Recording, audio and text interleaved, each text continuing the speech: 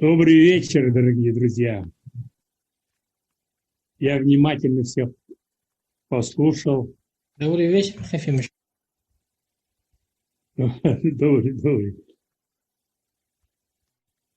Вот все же независимо у нас меняется руководство или не меняется, преемственность должна быть. Так, та линия, которая была заложена и в 2000-х годах, и позже, она должна продолжаться. И здесь товарищ Нестор правильно говорит, что десятилетиями только можно результаты увидеть. Это точно так. Вот вы недавно провели 3-летие труда. Я буду пользоваться вашими данными, вашими цифрами, которые предоставили. И вы, наверное, задумаетесь. Мы должны вести политику, чтобы у нас не отдельные герои были, а все подключались к этой политике, потому что она касается жизни каждого человека. И каждый должен по своим способностям, по уму, по таланту создавать свое благополучие. Вот закончилось 3-летие. Что мы достигли? У нас безработица в районе выросла за это время, не уменьшилась 3-летие труда, а увеличилась на 9%.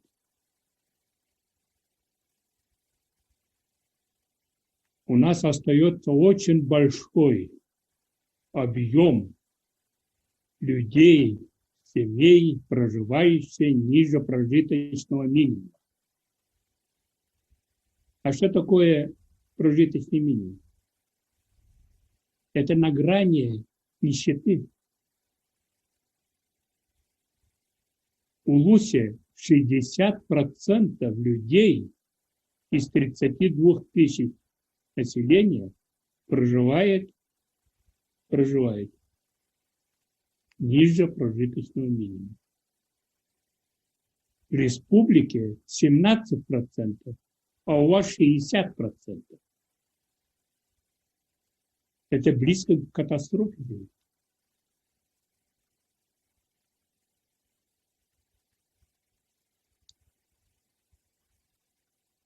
70% людей живут на пособиях. Это невидимая жизнь. Что это Улус превратился на социальный дом, что ли. На пособиях живут.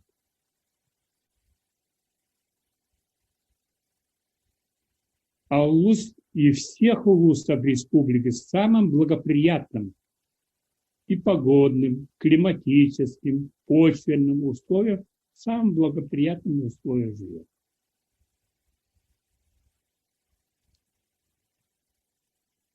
Вот посмотрите, вы владеете сенокосами. 42 тысячи гектаров. Сенокос – это кормовая база, развитие животноводства и всех видов травоядных.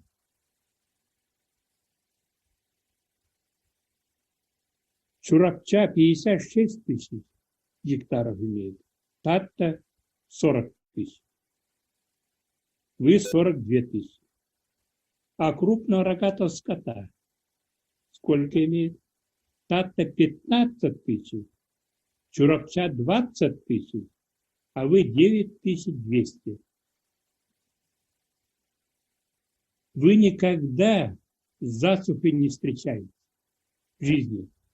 Никогда район Улус не переселялся из-за засухи, из-за отсутствия кормовой базы. Никогда. А Чурапчинские и Татинские улусы каждые 3 года засуха.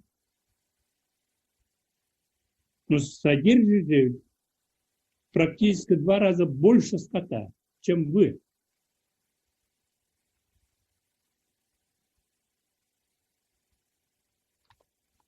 Как понять, уважаемые товарищи? С одной стороны, вы обладаете кормовой базой, стабильной. Островные участки постоянно затапливают. Хороший урожай дают постоянно. С другой стороны, 60% людей живут ниже прожиточного минимума.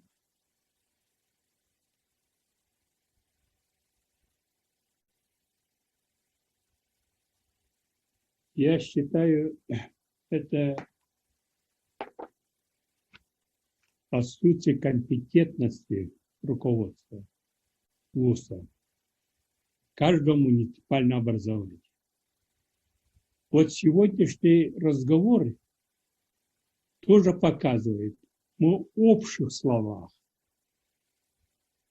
мы о людях должны говорить, о людях, о 32 тысячах людях, человек. Как они живут? Чем дышат? Ради этого и управленческий огромный аппарат создан на всех уровнях. Вот вчера я провел вместе с коллегами Ленский клуб. Это международный клуб с участием Японии, Южной Кореи, Китая, Монголии. Китай перед человечеством отчитался. По итогам 80-го года победила бедность. Это первая страна в мире с огромным количеством в свое время бедных людей. За 37 лет Китай вывел из бедности 700 миллионов людей. 700 миллионов людей. И последние 5 лет 68 миллионов людей вывел из бедности. Почему? Какой механизм отработали? Как работали? 68 миллионов людей, каждый персонально подключен к компьютеру. Вся его данные, где он живет, чем занимается, чем помочь и как помочь.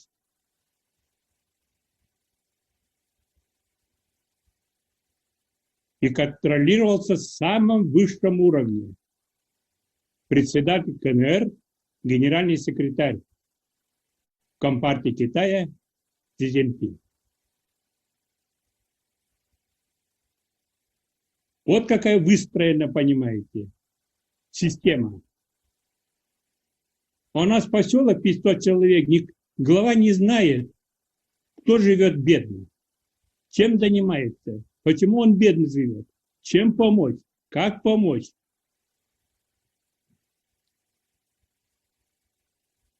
И первое, самое главное итога нашего должно быть, мы должны закончить нынче персонально и внести компьютер в каждую семью, каждого человека компьютер.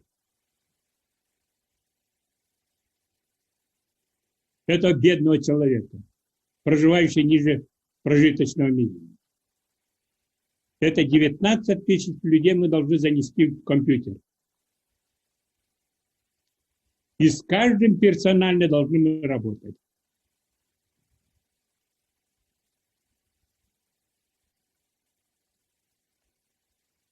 Именно семейная экономика, которая не только в Китае во главе угла поставлена, но по всему миру. Не случайно Организация Объединенных Наций 1919 по 29 год десятилетия семейных фермерских хозяйств объявила. Международная организация, высшая международная организация, признавая именно бедность победит только развитие семейной экономики.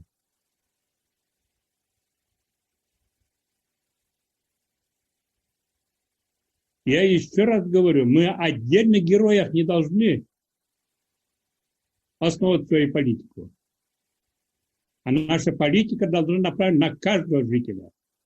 На Иванова, Петрова, Сидорова.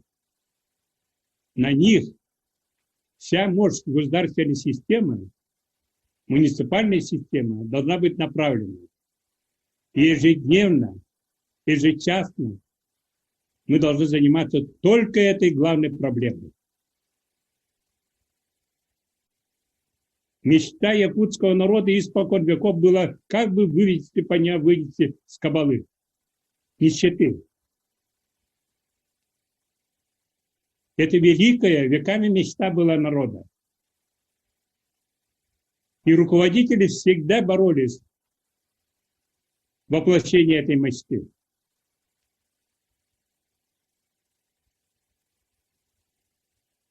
Вот наш район был организован в 1860 году.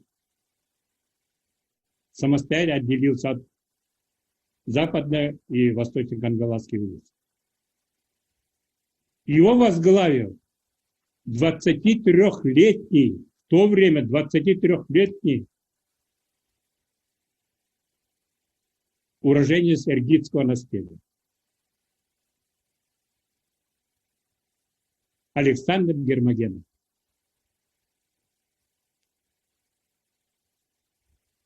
А каким был князь Илья Максимович Шадрин, 5-го мальжагарского наследия? Он в 17 веке еще, 25-летним, после смерти отца стал князем и управлял. И довольно большое население было. Да и территория не так, как сегодняшний 5-й мальжагарский наследие. Человек, работав 4 года, поехал встретиться с царем Великой России. Единственный человек, который трижды встречался с царем. И всегда ставил вопросы и решал только в интересах своего народа. Кангалатского улусе это небывалый случай. 3 князя были гусаря. Специальное развитие в целом интереса развития народа Саха, а не только Кангалатского улуса. И много сделали. Я почему об этом говорю? Потому что вы несете очень огромную, понимаете, историческую ценность и нагрузку, ответственность перед республикой. А сегодня на каком уровне вы находитесь? Вот об этом надо говорить. Чаем можно заниматься, никто не против. Медом можно заниматься. Но это все же не главное. А главное, чтобы все наши люди были охвачены трудом. И в том числе школы. Но в школе занимались наукой. Выращивали свои участки, понимаете, не 80-100 центнеров, как в 80-е годы. 40 лет тому назад получали урожайность. А 300-400 центнеров – это другой вопрос. Это умное земледелие должно быть. В школах внедряться, а не только зарабатывать. И за это новые технологии были внедрены в этих участках. А не лопаты и тяпки были.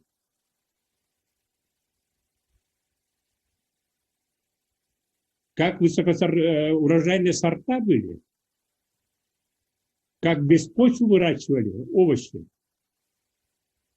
Это другой подход и другое требование.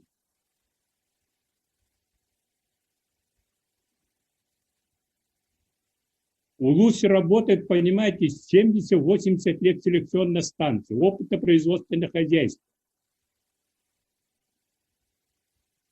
Но район не общается с наукой, не дружит с наукой. И не случайно, понимаете, за всю историю только 14 человек стали докторами наук. Такого огромного, понимаете, УЛУСа. Одна Верхневилюйская школа дала, понимаете, республике 200 докторов и кандидатов наук. Одна школа. А целый УЛУС, понимаете, за всю историю 14 докторов дают. Это о чем говорит? Это говорит о многом.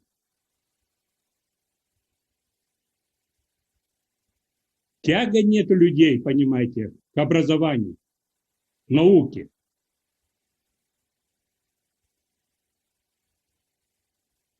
Век интеллекта, век роботизации, век цифровой экономики. Без науки мы не обойдемся. Без прочно хорошего знания в школах не обойдемся. И безграмотность всегда ведет к бедности. Как мы учим людей, взрослого населения, что правильно они поставили свои акценты, правильно вложили эти деньги, которые получают в виде дохода. Как схемы правильно сделали, движение финансовых ресурсов и так далее. Мы же их не учим. Нет практически ни одного консультационного пункта из 32, понимаете, населенных пунктов, где проживают люди. Зима длинная, есть время учить людей, готовить людей.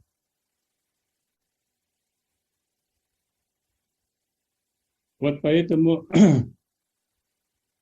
надо очень серьезно и системно. Это постоянно действующий механизм должен отработать. Это наша жизнь, чтобы вывести людей, понимаете, из кабалы, нищеты, бедности.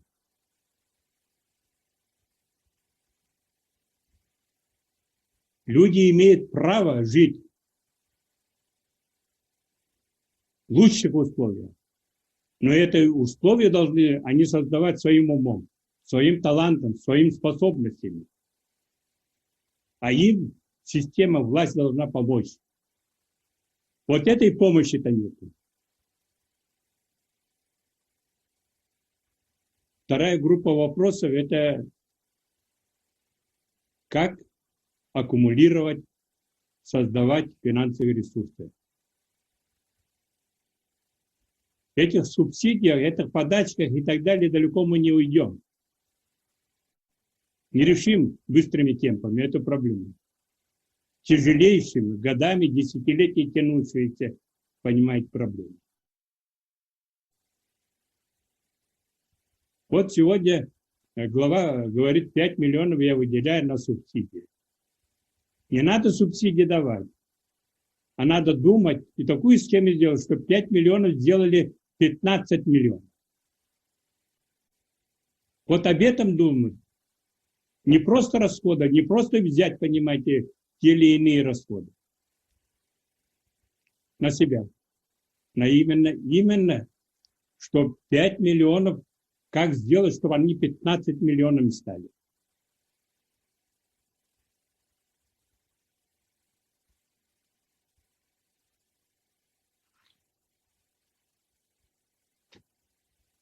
Очень много форм привлечения и наращивания финансовых ресурсов. Вот здесь надо специалистов, знатоков, профессионалов пригласить. У нас было в свое время микрокредитование. Сегодня на ней свели. У нас были, понимаете, кредитные кооперативы. Сегодня на нет свели. У нас была лизинговая система. Сегодня на нет свели. Все превратили на гранты и на субсидии, которые никакого эффекта не дают.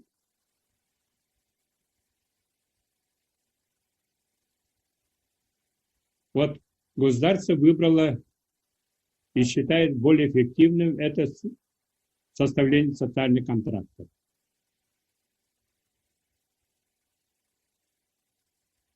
За 5 последних лет 200 социальных контрактов УЛУС заключил. Я смотрел на слегам. 2, 3, 1 социальных контрактов. Но разве это заметно будет при такой бедности, при такой безработице, малоэффективной, понимаете, работы?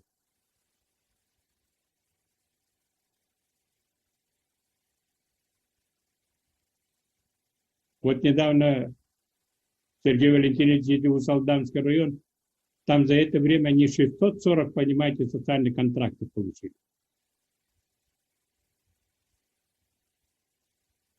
Это несравнимо же с вашими объемами социальных контрактов. Поэтому на социальные контракты большой упор. Если УЛУС выделяет 5 миллионов, это всего 25, понимаете, социальных контрактов, которые государство дает, безвозвратно.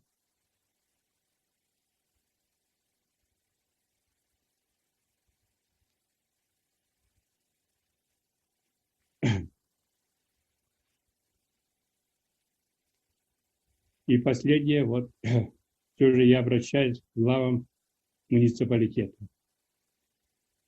Вы, друзья, все же не теми вопросами занимаетесь. Не теми вопросами занимаетесь.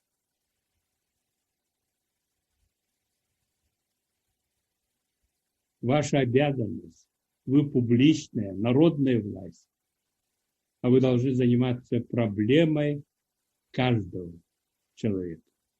Каждого человека. Вот его-то нету. Почему нету? А потому что вы не знаете, в каком уровне находится жизнь людей отдельных, каждой семьи. У вас нет данных. Вот это говорит, что вы общими только находитесь, общими словами. И весь аппарат, худо-бедно 5-7 человек все же в муниципалитете в управленческом аппарате работает.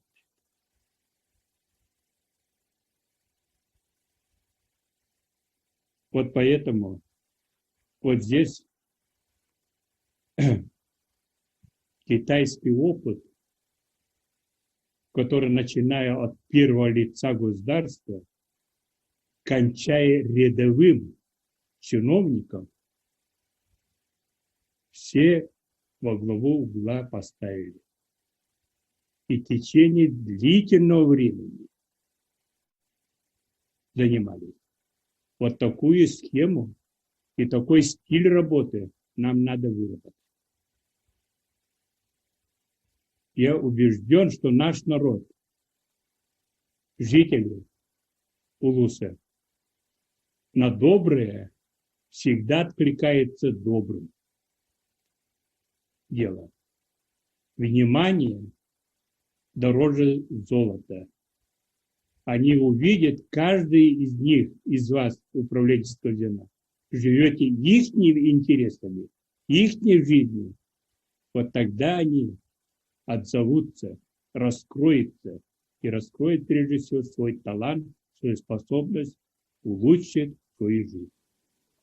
Я желаю успеха, и давайте вот сегодняшний разговор пусть будет продолжением той большой работы, которую ваши предшественники со дня основания Улуса проводили. И всегда многие руководители жили только интересами людей. Если мы будем так жить, так работать, то мы историческую миссию Кангаласского улуса, а историческая миссия – это создание для жизни своих людей самые благоприятные условия, чтобы они жили богаче, чтобы они все нужды свои, будь образование, будь здравоохранение, будь другие, своими умом, своим талантом, способностью решали. Вот достигнем этого, мы скажем, что мы выполнили вековую мечту нашего народа. Спасибо. Успехов вам.